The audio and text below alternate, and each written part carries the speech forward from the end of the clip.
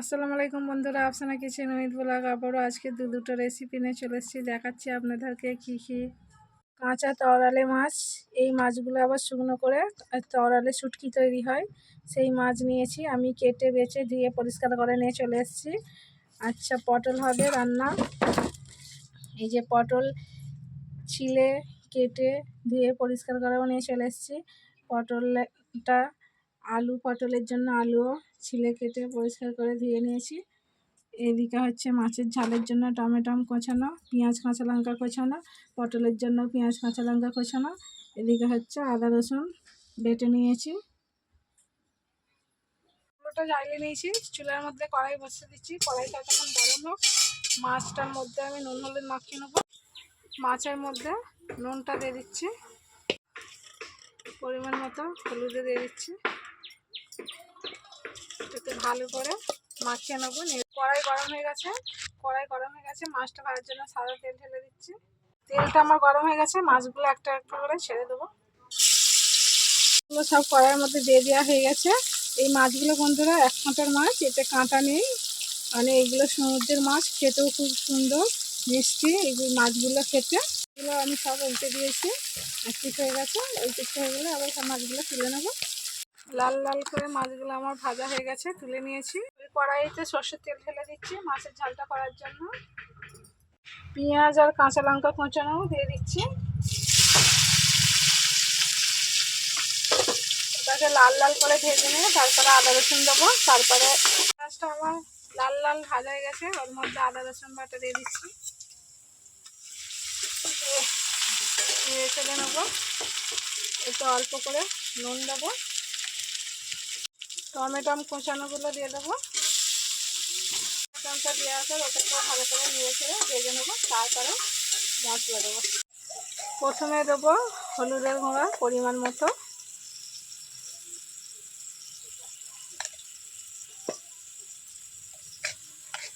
তারপরে দেবো লঙ্কার গুঁড়া,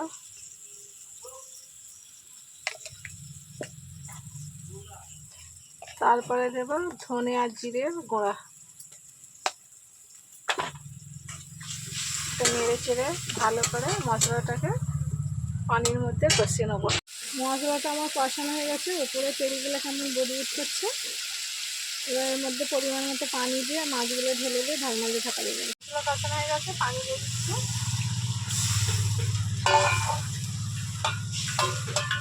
মাছ ভাজাগুলো ঢেলে দেবো। ঢেলে দিয়ে একটু নেড়ে চেড়ে দেবো, ঢাকনা দিয়ে ঢেকে দেবো। মাছের ঝালটা আমার হয়েই এসছে, একটু পরেই নামিয়ে নেবো। আবার একটু ঢাকনাতে ঢেকে দেবো। ঝালটা আমার পুরো রেডি, কড়াই থেকে ঢেলে নেবো। মাছের ঝালটা আমার পুরো এইটা ঢেলে নামিয়ে নিয়েছি মাটির মধ্যে। ধুয়ে আমার আবার চুলে বসিয়ে দিয়েছি। পটলটা ভেজে নেবো। পটল ভাজা হয়ে গেলে আলু ভাজবো। তেল গরম হয়ে গেছে, তেলের মধ্যে পরিমাণ মতো হলুদ দিয়ে দিচ্ছি পটলগুলো ভাজার জন্য।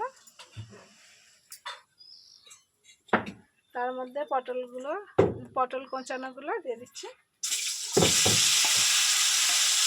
দিয়ে ভালো করে নেড়ে ছেড়ে দেবো। ভালো করে নেড়ে ছেড়ে ভেজে নেবো। ভাজা হয়ে গেছে, ঢেলে নিয়েছি। ওই কড়াই বসিয়ে দিয়েছি ওটা আলু ভাজার জন্য। কড়াইয়ের মধ্যে সাদা তেল দিয়ে দেবো আলুগুলো ভাজার জন্য। তেলের মধ্যে হলুদের গুঁড়ো দিয়ে দিচ্ছি।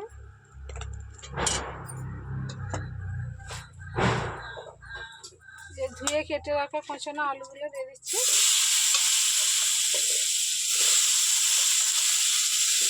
আলুগুলো আমার সব দেওয়া হয়ে গেছে। পরিমাণ মতো একটু নুন দিয়ে দিচ্ছি।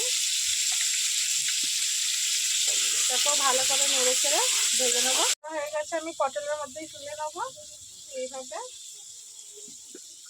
এগুলো আমার ভাজা হয়ে গেছে, পটলের সঙ্গে একই গামলাতে তুলে নিয়েছি।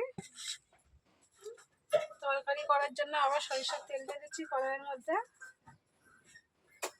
পেঁয়াজ কাঁচানো কাঁচা লঙ্কা দিয়ে দিচ্ছি তেলের মধ্যে।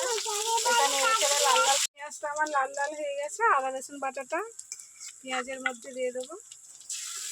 দিয়ে নেড়ে চেড়ে ভালো করে ভেজে নেবো। ওতে অল্প করে নুন দেবো, যেহেতু সব পটল ভাজা আলু ভাজায় নুন দেওয়া আছে। নুনটা দেওয়ার পর আদা রসুনটা ভালো করে ভেজে নেবো। রসুনটা ভাজার পর অল্প করে পানি দেবো, পরিমাণ মতো হলুদের গুঁড়া দিয়ে দিচ্ছি,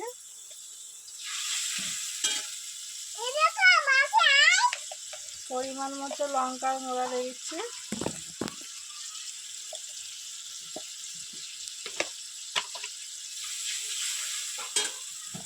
পরিমাণ মতো ধনে আর জিরের গুঁড়া দিয়ে দিচ্ছি। ভালো করে মশলাটাকে আগে কষিয়ে নেবো। কষানো হয়ে গেছে, তার মধ্যে আলু ভাজা পটল ভাজাও ঢেলে দিচ্ছি, দিয়ে আবার এইগুলোও কষে নেবো।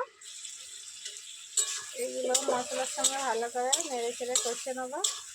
এবার পটল আমার কষানো হয়ে গেছে, এতে পরিমাণ মতো পানি দিয়ে দিচ্ছি।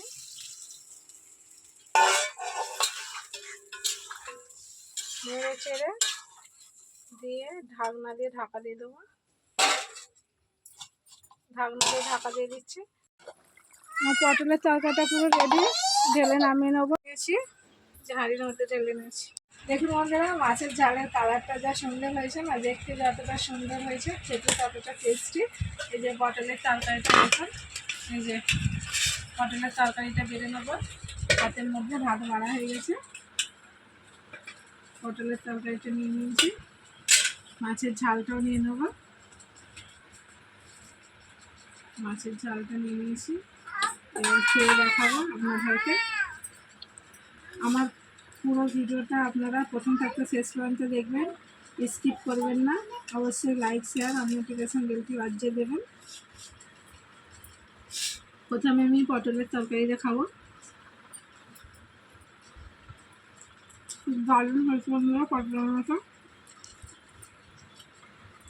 সেম টু সেম আমি যেইভাবে করেছি রান্না, এইভাবে রান্না করে অবশ্যই খেয়ে আমাকে কমেন্ট করবা।